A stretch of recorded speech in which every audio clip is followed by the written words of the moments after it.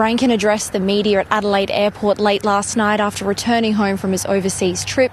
And in that 75-second apology, he acknowledged the homophobic slur was harmful, hurtful and offensive. He said that slur has no place in the game, that there's no excuse, and he's disappointed in himself. Take a listen.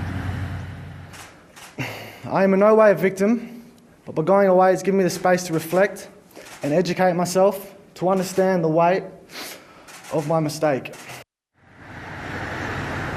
At that press conference, it took place at about 9 p.m. last night after he'd just gotten off that long-haul flight from that club-sanctioned trip. The club CEO has told ABC Radio Adelaide that they said the trip was for Rankine's welfare during what had been a tough time.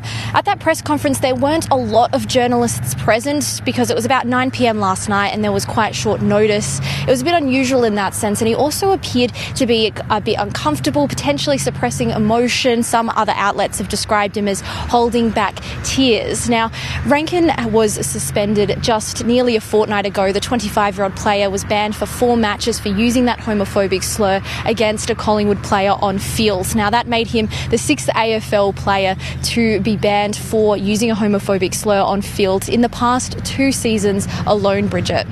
And do we know what's next for Izak Rankine now? Obviously, he still faces some matches of that ban. What's next for the Crows player? In terms of what's next for Rankine, he's actually going to face his teammates as well as the AFLW Crows team to personally apologise to them in the coming days. Now, the Adelaide Crows are set to face against the Pies again in a qualifying final this Thursday at Adelaide Oval.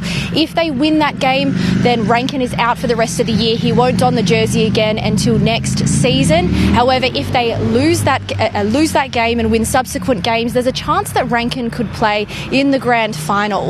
Now, what's next for the AFL is quite a big question here. We haven't heard much of reactions from the wider community in relation to Rankine's apology last night, given it was quite late at night. We haven't heard from the Rainbow Crows yet, but it will be interesting to see how the AFL tackles homophobia in the off-season going forward.